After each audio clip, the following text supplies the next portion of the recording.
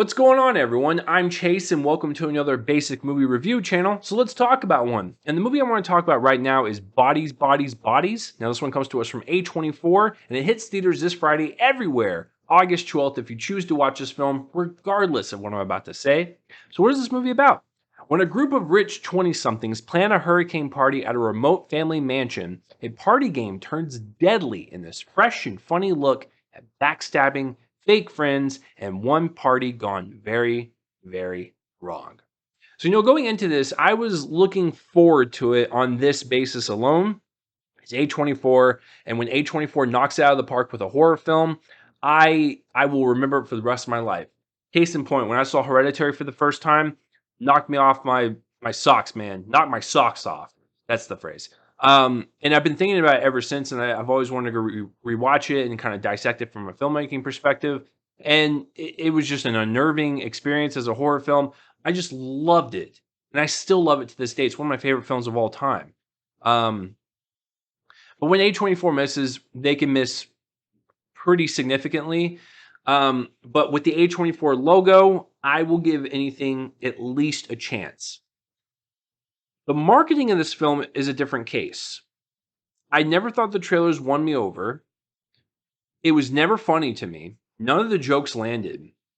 I was like, okay, A24 is kind of going for like a Scream meets Clue in a more effed up way. I dig it. But the trailers are not working for me. When I saw Bullet Train last week, I had already seen Bodies, Bodies, Bodies at this point. They played the Red Band trailer in front of the Bullet Train audience. So Red Band trailer, they're allowed to push the envelope a little bit, have drugs, swear words, sex if they wanted to. The Red Band trailer is specifically meant for an R-rated audience. Bullet Train is rated R, it makes sense. When that trailer played, no one in my theater laughed at the jokes.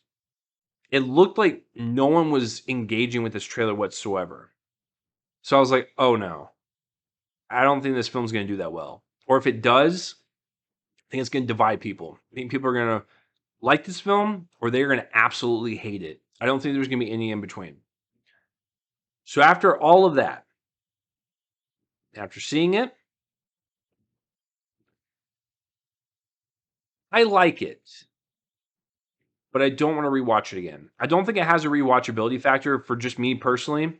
I saw it, it was fun enough in the theater to where I would maybe recommend the highest as a matinee if you wanted to go see it. But honestly, you could just wait for this to hit streaming.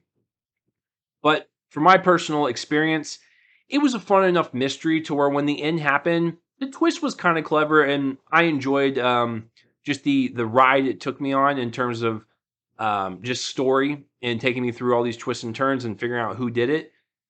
That was fun enough. So yeah, I'm kind of a lukewarm reception to slightly, a little bit better, but yeah, it's I don't think this film is going to be for everyone, and I've seen a lot of people online just absolutely tear this thing apart and just absolutely hate it. And a lot of their complaints are the way the characters are. No one's likable in this movie. And to be quite frank with you, everyone's kind of unbearable. But there are a bunch of rich kids. They didn't really expect anything less. So, yeah, it could be quite insufferable at some points, but I think in terms of like what they were going for, I I like it, but I'm very hesitant on saying that because the more I've thought about it, the more it just is kind of lessened for me. But I had a decent time in the theater. Starting with the story, I thought the mystery was engaging enough. I liked the end twist to it. I thought it was something that would be realistic to a group of rich, spoiled brats that are bored and have nothing to do except get drunk and get high. I feel like this would go down like this, and it would be tragic, but also slightly hilarious. Is where the dark comedy kind of pours in. That end twist will, I think, the end twist and the characters, I think, will make or break this movie for people. But for me, I thought it was clever, and I liked it, just from a mystery perspective. In terms of the actual story, yes, the characters are very unlikable, and you just want to punch some people in the face for sure.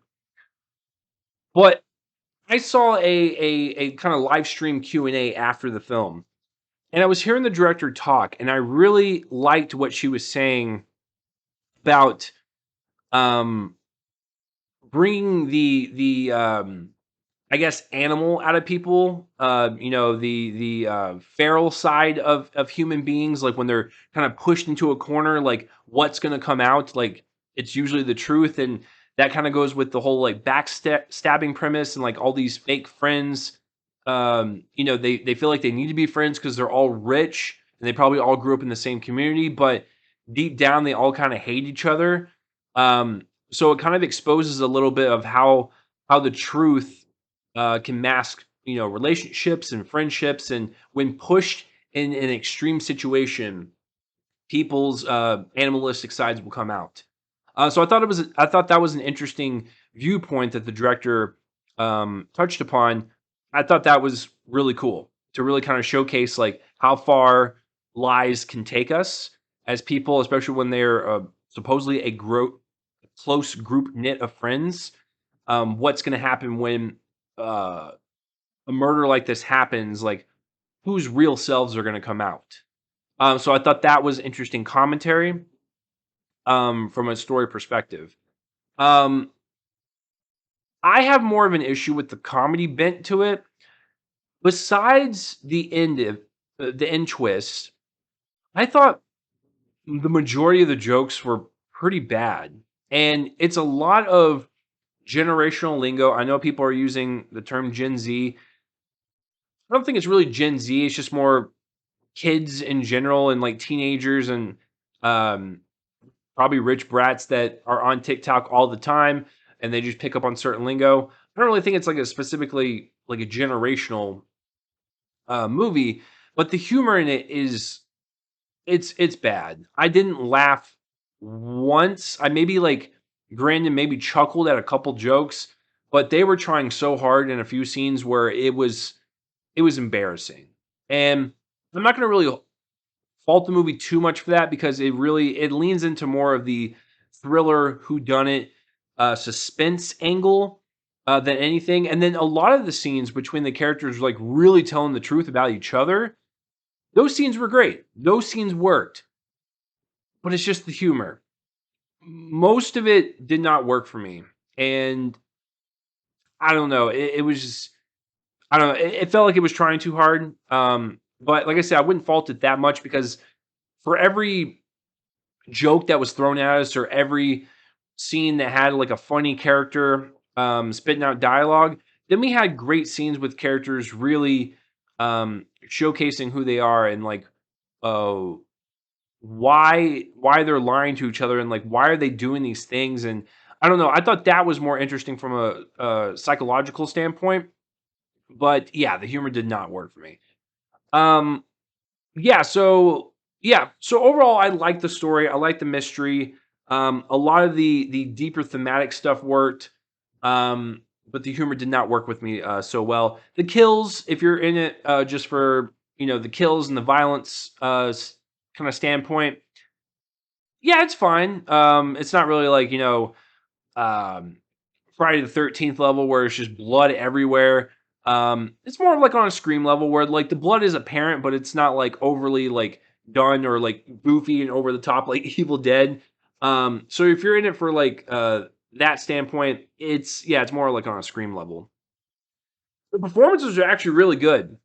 Like considering the fact that I hated everyone in this movie from an acting or like a character standpoint because their characters were so obnoxious. Everyone did a fantastic job from that point. Also, I would like to see Lee Pace do more films like this. Sir, you've made a great career. You've already done your big franchises. Stick to doing this stuff. This was fun. Yeah, I'm not like the biggest fan of Pete Davidson, but we're Crohn's brothers, so I respect him on that level for sure. But yeah, he's fine. But all the ladies in the group, Amanda Stenberg, Maria Bakalova, she surprised the heck out of me.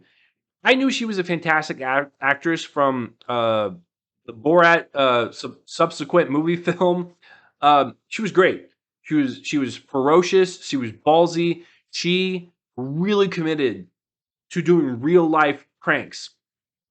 Seeing her act in a dramatic horror role was a breath of fresh air because she was absolutely wonderful in this. I can't wait to see where her career goes beyond that. I knew she was a powerhouse since the Borat movie, but this is on a completely different level in the best way possible. Rachel Sennott, yeah, she's pretty good. I was first. I came onto her kind of personality on Twitter because someone kept liking all of her tweets that I followed, and I was just like, oh, she's got some bite to her personality. I like this, and she kind of has that here, and I want to see more of her in her career. And then Chase Sue Wonders, she was also really great as this character named Emma.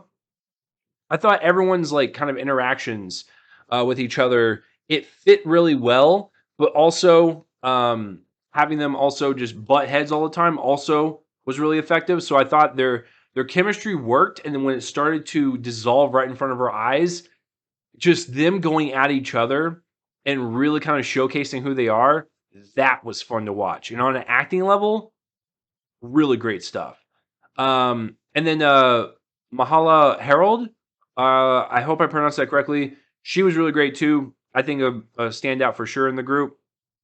Uh, Helena Regine is the director, and I remember her just kind of talking about each and every character in the Q&A live stream, and she really kind of understood on a thematic level how each character was and how she knew that they were going to act with each other and have this fake personality, and then like when they really got to each other, they were going to really be who they are at 100%. I don't know. Just the way she was talking about it, I really enjoyed her discuss the characters and like just each of their personalities and their backstories. That was really fun.